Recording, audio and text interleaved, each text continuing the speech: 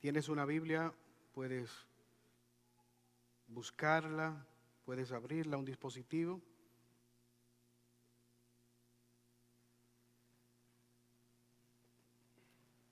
Verso 6. Pero esto, hermanos, lo he presentado como ejemplo en mí y en Apolos, por amor de vosotros, para que en nosotros aprendáis a no pensar más de lo que está escrito. No sea que por causa de uno os envanezcáis unos contra otros. Porque, ¿quién te distingue? ¿O qué tienes que no hayas recibido? Y si lo recibiste, ¿por qué te glorías como si no lo hubieras recibido? ¿Ya estáis saciados? ¿Ya estáis ricos? Sino sin nosotros. Y ojalá reinases para que nosotros reinásemos también juntamente con vosotros. Porque según pienso, Dios nos ha exhibido a nosotros los apóstoles como postreros, como a sentenciados a muerte, pues hemos llegado a ser el espectáculo del mundo, al mundo, a los ángeles y a los hombres. Nosotros somos insensatos por amor de Cristo, mas vosotros prudentes en Cristo. Nosotros débiles, mas vosotros fuertes. Vosotros honorables, mas nosotros despreciados. Hasta esta hora padecemos hambres, tenemos sed, estamos desnudos, somos abofeteados y no tenemos una morada fija. Nos fatigamos trabajando con nuestras propias manos. Nos maldicen y bendecimos. Padecemos persecución y la soportamos. Nos fatigamos y rogamos. Hemos venido a ser hasta ahora como la escoria del mundo, el desecho de todos. Señor, una vez más, venimos delante de tu presencia, presentándonos, Señor, como instrumentos en manos del alfarero. Utiliza, Señor, al barro una vez más. Que tu palabra pueda ser proclamada con claridad. Tú has prometido, Señor, respaldar tu palabra. Tus ovejas necesitan escuchar tu voz. Háblanos. Yo te ruego, Señor, que si aquí hay alguien que no te conoce, pueda ser traído a novedad de vida. Tú eres un Dios que te deleitas en salvar. Tú eres un Dios que haces milagros. Tú eres un Dios que salva a los pecadores. Por eso, Señor, te suplicamos que traigas a aquellos que andan en tinieblas a la luz. Te pedimos, oh Padre Celestial, que rompa la resistencia en nuestras mentes, que nos dé oídos que puedan retener tu palabra, pero al mismo tiempo pies dispuestos a obedecerte. Que esta palabra pueda caer en tierra fértil y que pueda fructificar. Pero también somos conscientes en esta mañana de que tenemos un enemigo que está al acecho, buscando distraer en nuestra mente, mandar dardos, como aquel cuervo que está pendiente de dónde ha de caer la semilla y está atento que si cae en el camino para volar y tomarla. Yo te pido en esta mañana que el enemigo no gane ventaja sobre nuestra mente, que podamos traer todo pensamiento cautivo a la palabra en esta mañana, porque te lo pedimos por los méritos de Jesús. Amén. Hijo mío, el tigre, el león y la pantera son animales inofensivos. La gallina, el pato y los gansos son animales sumamente peligrosos.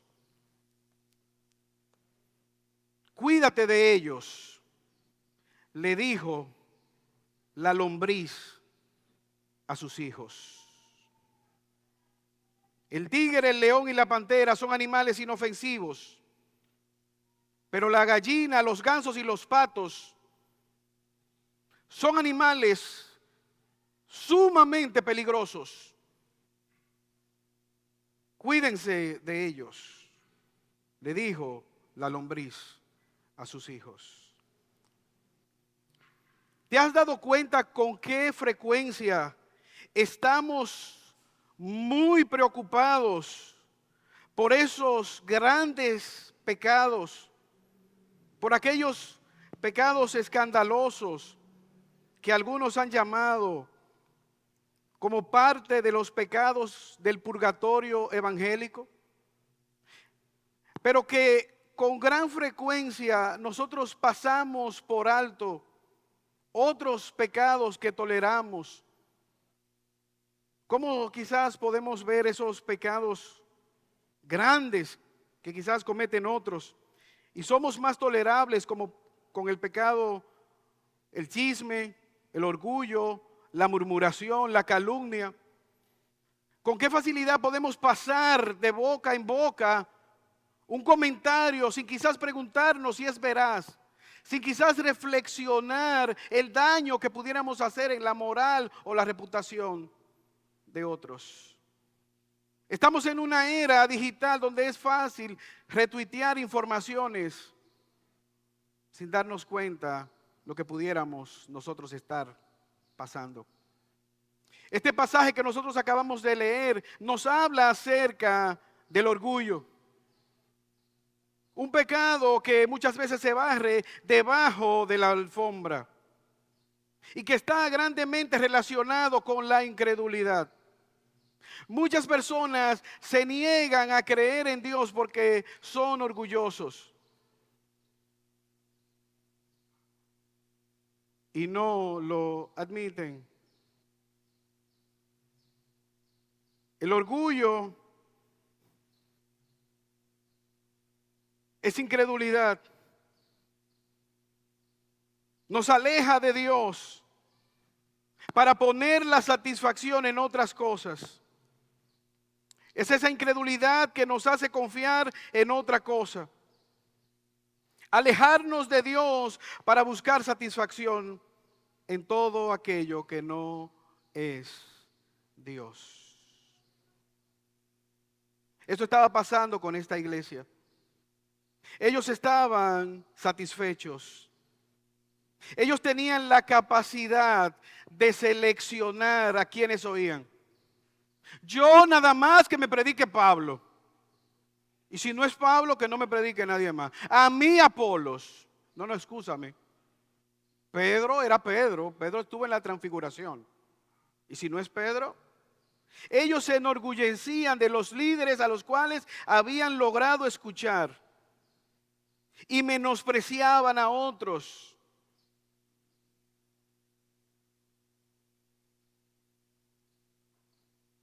No entendiendo lo que era un siervo, un ministro, ni la actitud que promueve el cristianismo. Se enorgullecían de aquellos líderes particulares y los llevaba a una arrogancia para su propia destrucción. Y en esta sección, una y otra vez, Pablo le dice: ustedes no han entendido a Cristo. Ustedes no han entendido de qué se trata el evangelio. Es una actitud de ya llegamos. Y este pasaje cobra repercusión en un mundo individualista, donde tú tienes una verdad y yo tengo otra. No te metas con mi verdad, yo no me meteré con la tuya. Crees lo que tú tengas, lo que tú quieras, y yo creeré la mía.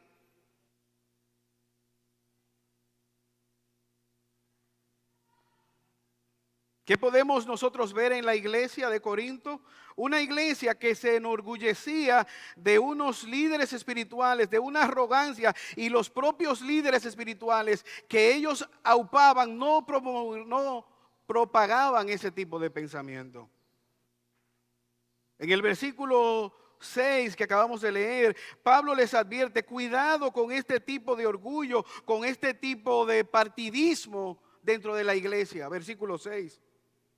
Pero esto, hermanos, lo he presentado como ejemplo en mí y en Apolos por amor de ustedes, para que en nosotros aprendáis a no pensar más de lo que está escrito. No sea que por causa de uno os envanezcáis los unos contra los otros. Tengan cuidado de no hacer esto. Tengan cuidado de no estarse alineando en favor de una doctrina que pueda generar divisiones unos acerca de los otros.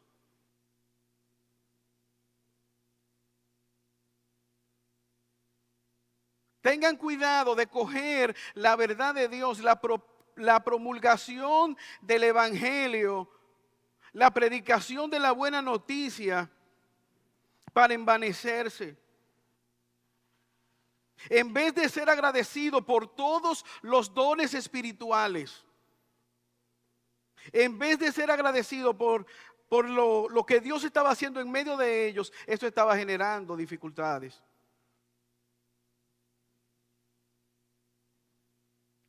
¿Cómo se llama eso? El mundo dentro de la iglesia. El orgullo, la vanagloria de la vida, la impiedad. En vez de ser agradecidos por todos los dones, en vez de ser agradecidos porque es un cuerpo que está siendo edificado, que está creciendo, en vez de disfrutar de todo lo que Dios le había dado, ellos estaban en tensión.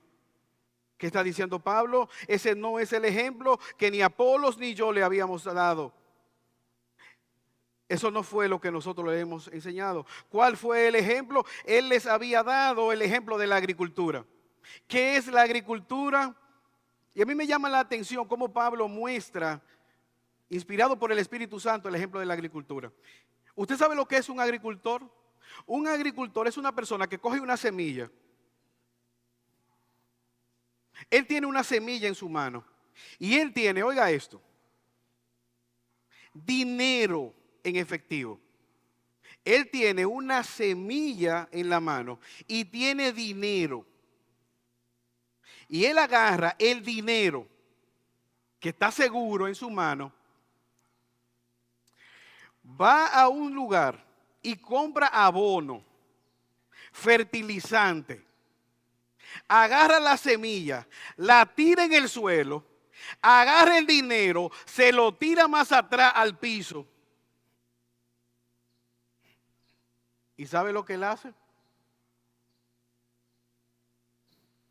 Espera que Dios cumpla su palabra, de que esa semilla se va a podrir y va a germinar y van a hacer una mata que va a fructificar.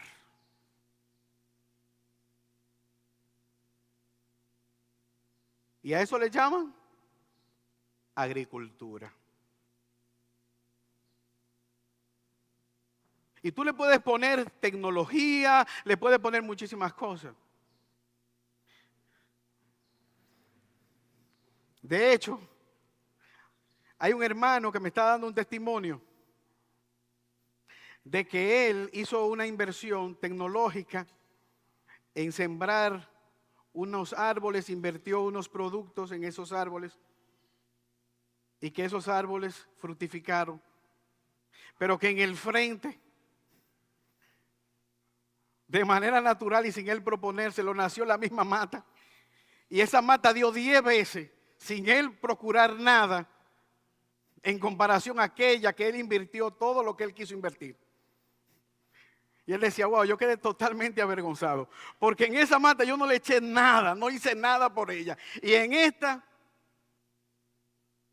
y aquella dio 10 veces más, y que la que yo le había echado todos los productos y todas las cosas que yo quise echarle. ¿Qué le dice el apóstol Pablo? Yo sembré, Apolo regó, pero si hay algo en medio de ustedes, ha sido la obra de Dios. La gloria sea de Dios. Quien les ha dado convencimiento de pecado, quien les ha traído a sus caminos, quien está produciendo santidad en ustedes, quien les está trayendo es Dios. A Él sea la gloria. Miren hacia Cristo. Si ustedes nos están viendo a Apolos, si están viendo a Pablo, si están viendo a Pedro, se están equivocando, se están extraviando. Un segundo ejemplo, un edificio. Hay constructores, hay peritos, hay edificadores, pero al final es el edificio. Usted se imagina un albañil de, ¿dónde están los bloques que yo pegué? Vamos, ¿cuál fue el bloque? ¿Dónde fue que yo lo puse? No, no, porque a mí hay que enseñarme el bloque que yo puse. Búsquenmelo.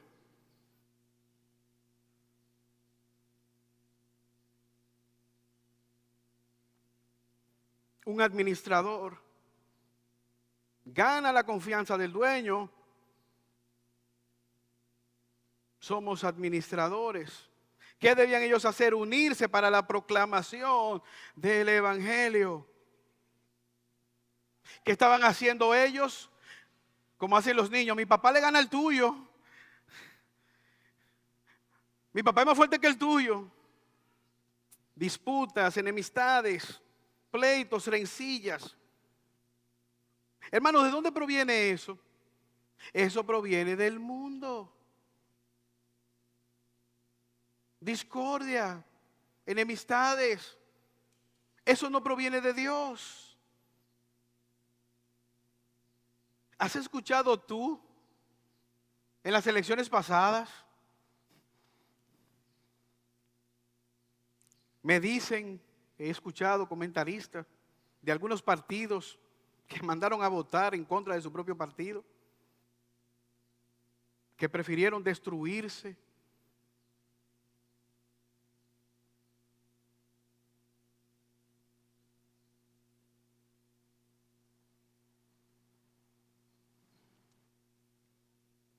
Jesús dice, en esto el mundo conocerán que ustedes son mis discípulos, en que ustedes se aman los unos a los otros.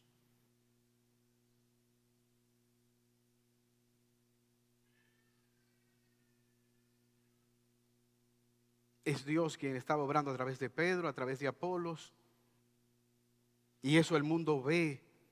Esa es la gran diferencia. Eso es lo que marca la obra de Dios en medio de una comunidad. Pablo les dice, la razón por la cual nosotros existimos es para proclamar la unidad del Evangelio, la buena noticia del Evangelio. No donde hay acepción de personas,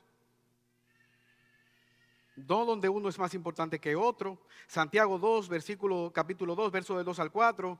Que vuestra fe en el glorioso Señor Jesucristo sea sin acepción de persona. Si en vuestra congregación entra un hombre con un anillo de oro, con ropa espléndida, no le diga siéntate allá y al otro lo menosprecie.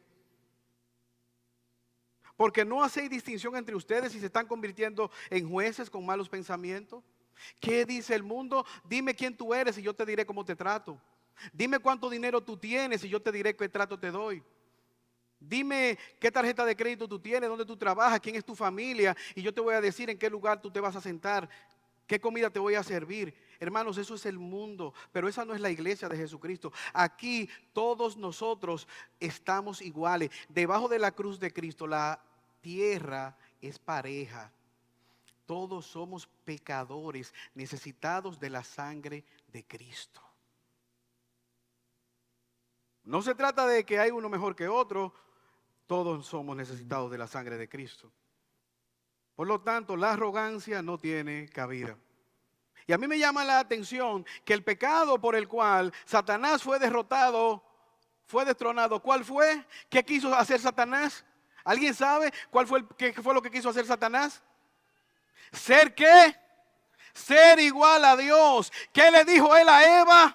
Tú puedes ¿qué? Ser igual a Dios. ¿Qué le dice él al ser humano al día de hoy? Tú no necesitas a Dios. Tú puedes ser tu propio Dios.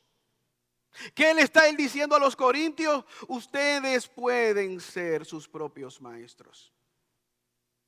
¿Cuál es la destrucción de esta cultura? Esta cultura no quiere ser instruida. No quiere ser discipulada. No quiere ser enseñada. Le repele la autoridad. No quieren maestros. En su propia arrogancia van camino a la destrucción. ¿Qué debemos hacer? ¿Cuál es la solución? Hermano, la palabra de Dios, ser bíblico. Versículo 6. para que en nosotros aprendáis, parte B, a no pensar más de lo que está escrito, no sea que por causa de uno os envanezcáis uno con otros. ¿Qué dice el apóstol Pablo? No hacemos más allá de lo que está escrito. Y evidentemente Pablo se está refiriendo a lo que dice el Antiguo Testamento. Algunos creen que era un eslogan común en aquel tiempo. No irse más allá de lo que estaba escrito. No irse más allá de lo que estaba señalado. Mantenerse bíblicamente. Hermanos, esto es una contradicción. La pregunta, ¿dónde nació Jesús? En Belén, la más insignificante de todas las ciudades de Israel. ¿A dónde lo acostaron? En un pesebre. Y hay pesebres que son caros. Pero la palabra pesebre es comedero de animal, donde le echan la comida a los animales. No hubo lugar en un mesón. ¿Quiénes fueron sus padres? Dos jóvenes de comunidades humildes. ¿Cuál fue la ofrenda que se ofreció cuando lo llevaron al templo? 2 palomas. Eran humildes, la ofrenda más humilde que estaba para ser ofrecida. ¿Cuál era la profesión, la ocupación de sus padres? ¿Cómo murió? ¿Dónde murió? Qué contradicción que ellos estaban siendo orgullosos cuando el maestro que les había instruido era caracterizado por la humildad. Él les había lavado los pies a sus apóstoles. Él vino para servir, no para ser servidos, no para ser servido por ellos.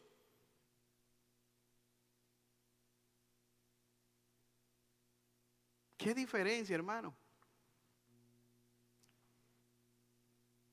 A veces nosotros somos como aquel pájaro carpintero. Él está abriendo un hoyo en un árbol y de repente cae un rayo, rompe el árbol se cae y él dice, wow, qué poderoso amanecí en esta mañana, qué fuerte estoy. Vemos la obra de Dios en nosotros y nos enorgullecemos y pensamos, wow, así estaban estos corintios.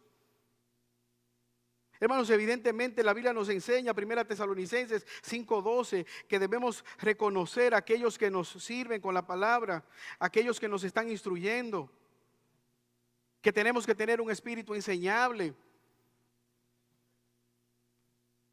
Pero esto no debe llevarnos a nosotros a enorgullecernos. Pablo y Apolos eran ejemplos de humildad. Debemos pedirle al Señor que nos ayude a ser receptivo a sus enseñanzas. Yo quisiera preguntarte en esta mañana, ¿quién te está discipulando a ti? ¿A quién tú estás imitando? ¿A quién tú estás siguiendo?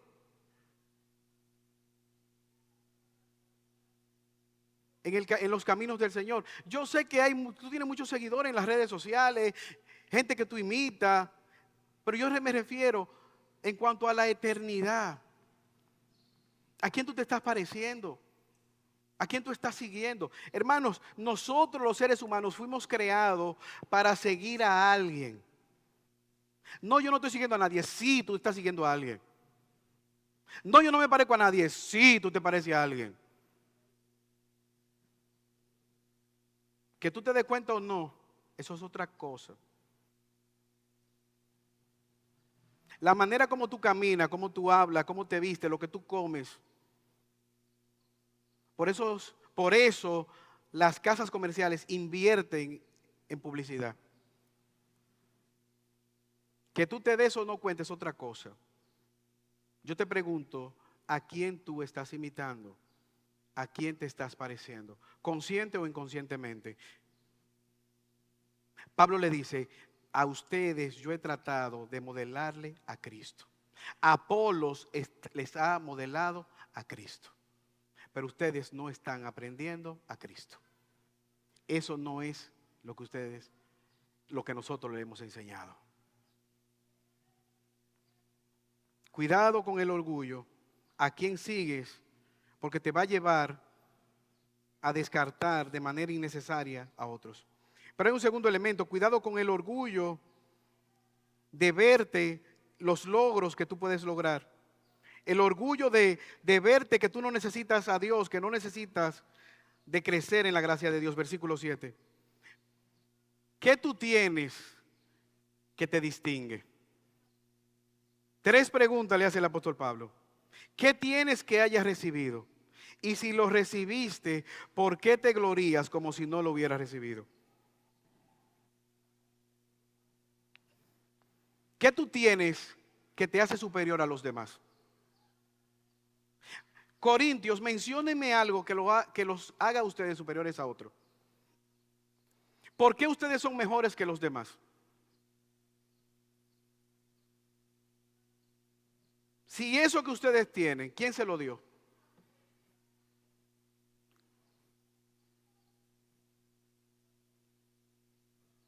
¿Por quién ustedes lo tienen?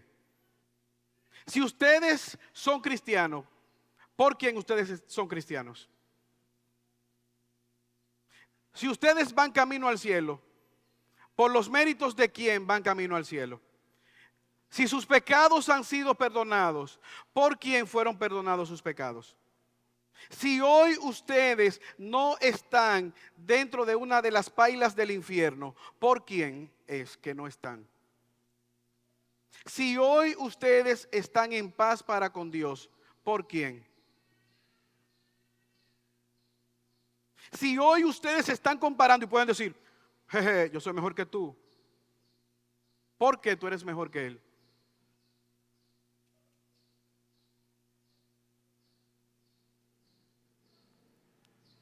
Pregunta número 2. Si lo que tú tienes te fue regalado, es un don, o sea, tú no tenías nada, pecado,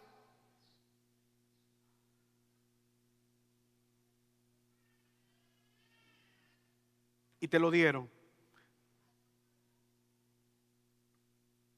¿por qué te enorgulleces?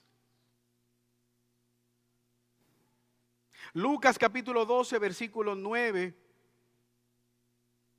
A unos que confiaban en justo, que se veían a sí mismos como justos, le dijo esta parábola de un fariseo y un publicano, 2 pecadores.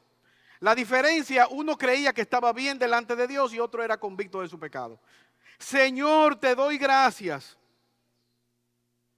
Verso 11, Lucas 12. Porque no soy como los demás hombres. O sea, él dice, tú me hiciste y rompiste el molde. ¿Cómo son todos los hombres? Estafadores, injustos, adúlteros. Ni siquiera soy como este, recaudador de impuestos. ¿Qué yo hago? Yo ayuno 2 veces por semana, yo ofrendo en la iglesia, yo diezmo. Pero mira el pecado. Él está orando y en su oración él está llamando a Dios mentiroso. ¿Por qué? Porque Dios dice, todos ustedes son pecadores. Y él dice, no, Dios, tú te equivocaste. Yo no soy como todos los hombres. Yo no soy un pecador. Yo no peco. Actualiza la Biblia. Yo no tengo pecado. Yo no soy como los demás hombres. Ni siquiera como aquel que está allá. Mira lo que hace el orgullo. Puede llevarte a pensar que porque tú no estás cometiendo esos tipos de pecados escandalosos que están inscritos en el purgatorio evangélico, esos pecados sexuales,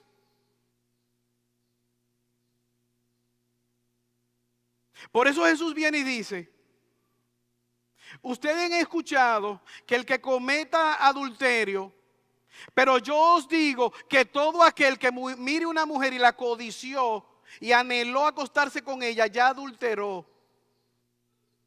Ah, pero espérate.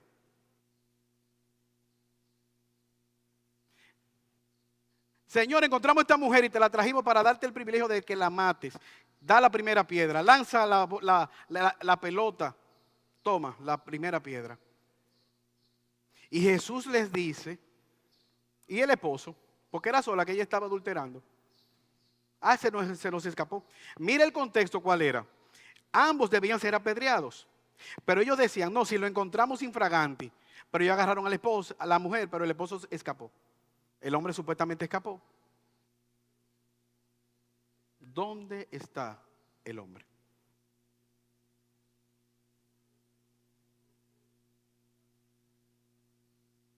Jesús le está diciendo, ustedes están actuando de una manera que no es conforme a lo que dice las Escrituras.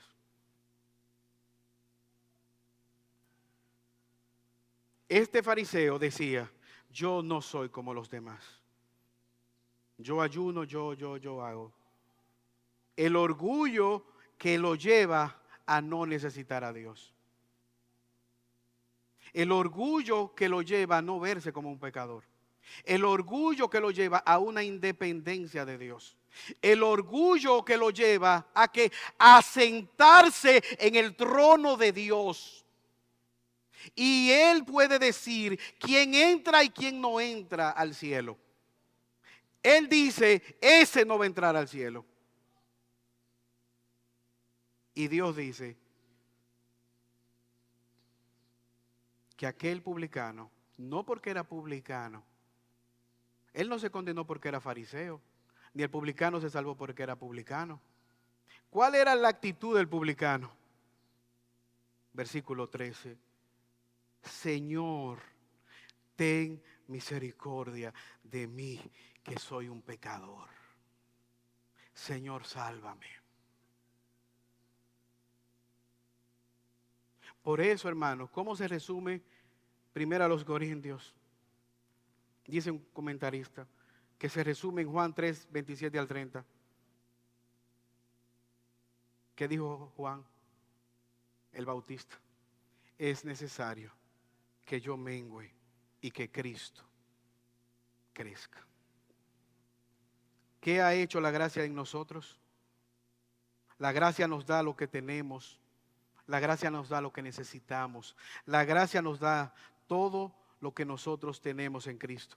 Nos ha salvado, nos sostiene, nos dirige, nos guarda, nos reprende.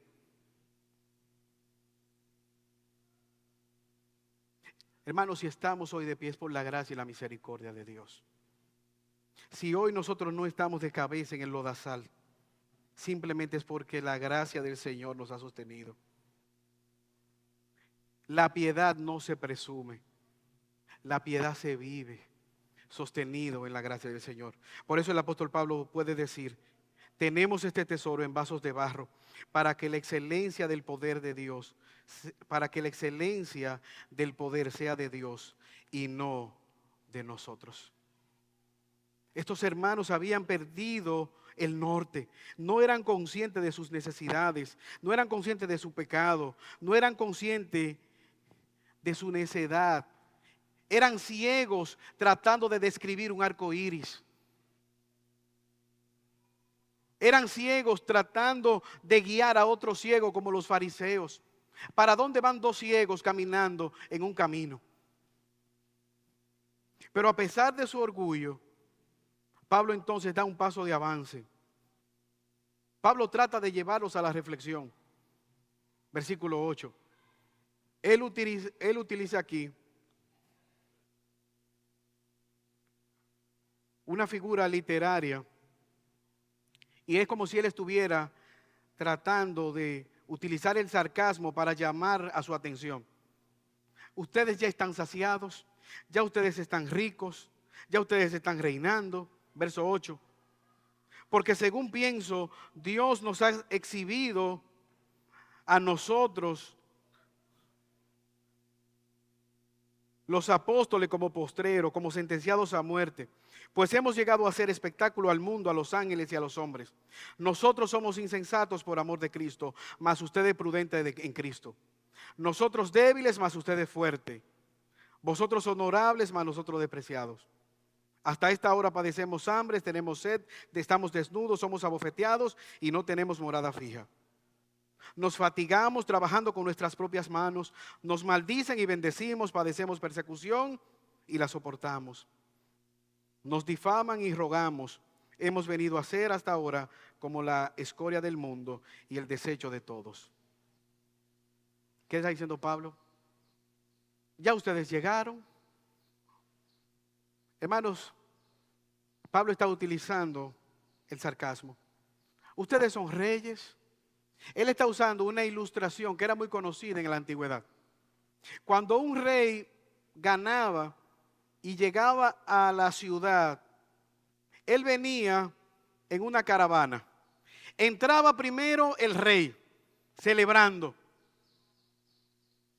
Y la victoria, los víctores. Luego los príncipes. Con todo el tesoro que había obtenido en aquella victoria. Aquí está lo que obtuvimos, las riquezas, los carros, los caballos, lo que ganamos en aquel imperio que fue destruido. Y al final venían los esclavos. Esos esclavos eran utilizados para dos cosas. Iban a hacer entretenimiento, iban a terminar en el Coliseo Romano de dos maneras: en la lucha de gladiadores o en los colmillos de los leones y fieras que iban a ser alimentados con sus vidas. Pablo está diciendo, ustedes están comportándose como si ya hubiesen llegado. Ustedes están sentados en sus tronos, ustedes están reinando, ustedes están celebrando, ya ustedes están gobernando, tienen la capacidad de discernir, de discriminar qué predicador sí, qué predicador no. Se comportan como si no necesitaran de Dios, como si no necesitaran de instrucción. Ustedes son fuertes, versículo 10, pero nosotros los apóstoles somos débiles. Delante de Dios y los ángeles somos débiles. Verso 10. Ustedes son honorables, nosotros somos débiles. Dios escogió lo débil, lo miserable. ¿Para qué? Para avergonzar a lo fuerte. Versículo 11. Ustedes son grandes, distinguidos, gente honorable, gente de la realeza son ustedes. Acuérdense que el sarcasmo que él está utilizando. Ustedes son los grandes, los de renombre, los sangre azul, los grandes empresarios. Nosotros somos los insignificantes. Verso 11. Ante el mundo y ante los ángeles, ustedes son los poderosos, los que no tienen hambre, los que tienen riqueza, los que en nuestro contexto, República Dominicana, los que van a pasear a casa de campo todos los fines de semana. Nosotros somos los abofeteados, los que nos golpean, los que no tenemos morada fija, los que nos avergüenzan en el mundo, los que nos desconsideran. Verso 12.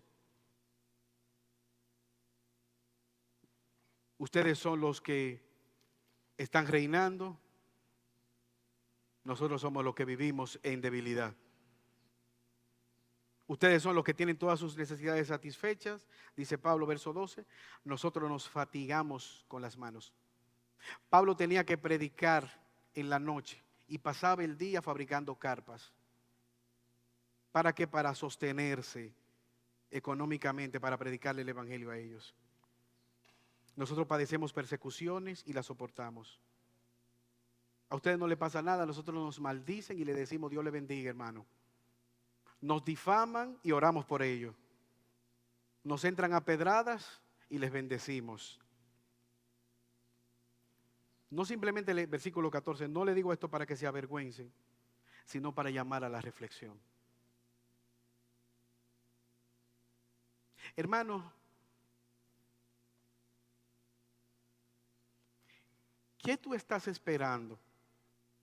¿Cómo tú esperas que el mundo te trate?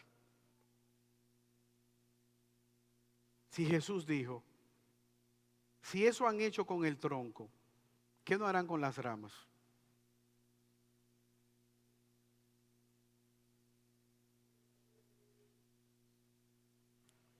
La escoria, la basura del mundo somos nosotros, dice Pablo.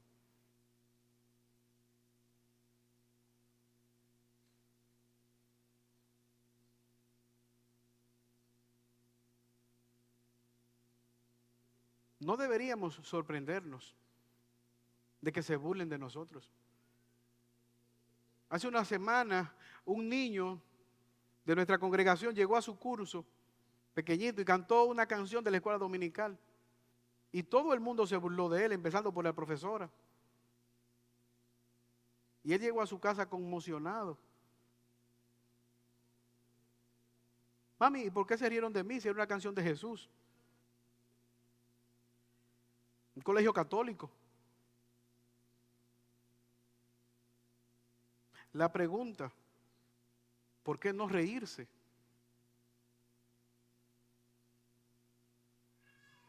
¿Y cómo murió Jesús? ¿Qué le hicieron a Jesús?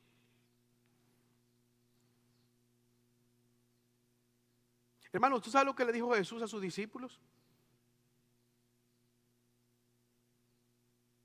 Jesús agarró a sus discípulos y dijo, miren para allá, miren. Ahí hay una jauría de lobos.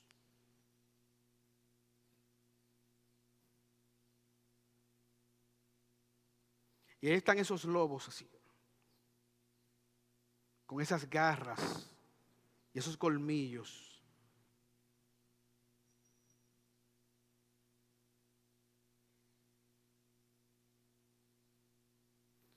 Y ustedes son ovejas. Y los lobos comen ovejas.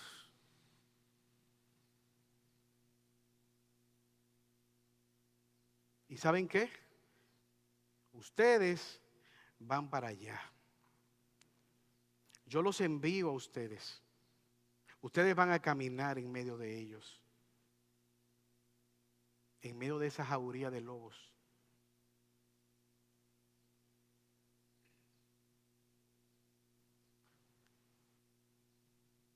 Señor, pero nos van a destruir.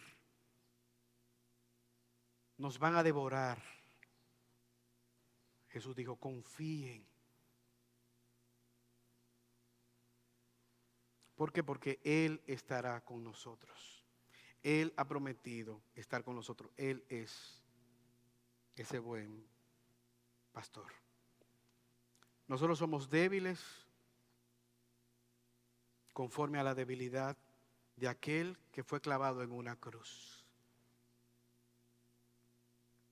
Nosotros somos deshonrados conforme a la deshonra de aquel que murió en una cruz.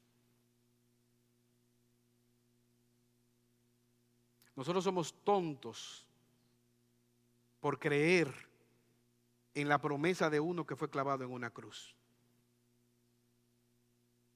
Nosotros somos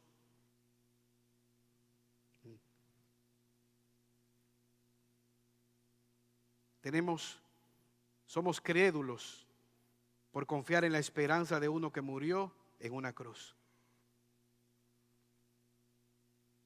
Pero también tenemos esperanza porque esperamos en aquel que resucitó, que se levantó de aquella cruz.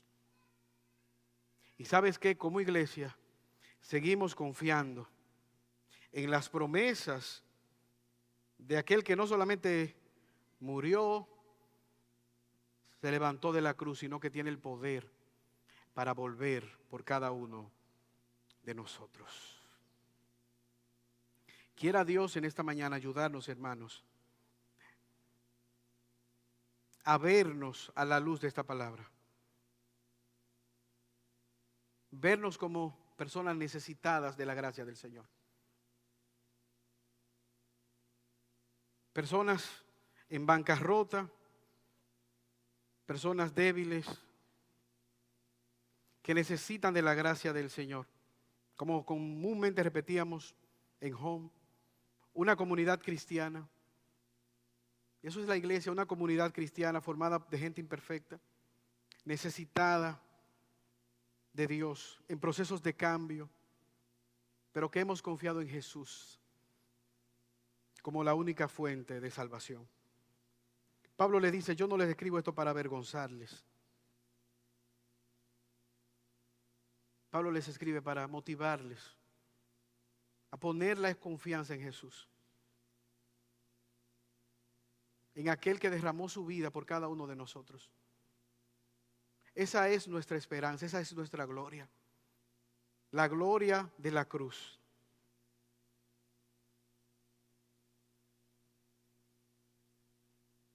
La victoria de la cruz, hermanos. Y si tú estás en este lugar, yo te invito a que tú puedas confiar en ese glorioso Salvador. No tranquilices tu conciencia, porque tú no estás pecando a la manera de otros que pudieran estar peor que tú. Esa sangre de Cristo puede limpiarte de tus pecados. Tú puedes decir, Señor, perdóname. El Espíritu Santo puede traer convencimiento de pecado y decir, Señor, yo quiero no avergonzarme de ti en esta mañana.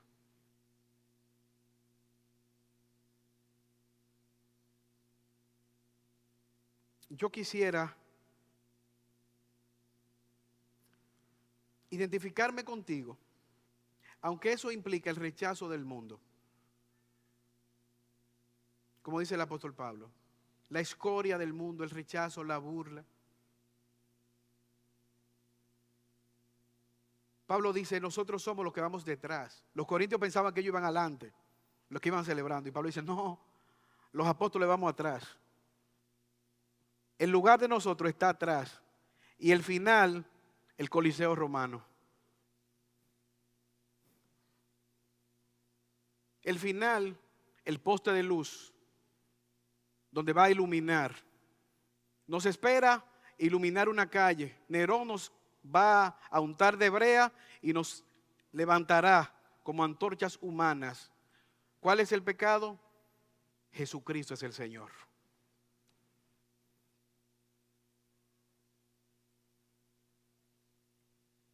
Pero ellos estuvieron dispuestos porque vale la pena identificarse con Cristo.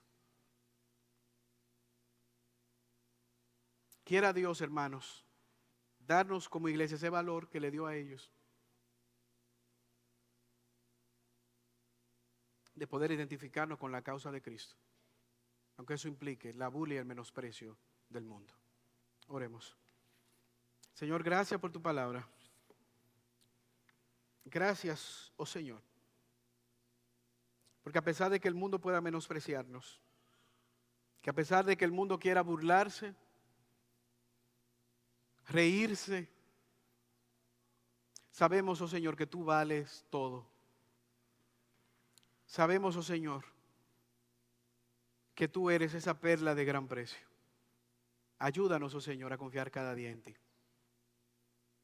Trae, Señor, en este momento de reflexión, ahora que hemos de participar en tu mesa, que podamos valorar ese sacrificio de la cruz en nuestro favor, porque te lo pedimos por los méritos de Cristo. Amén.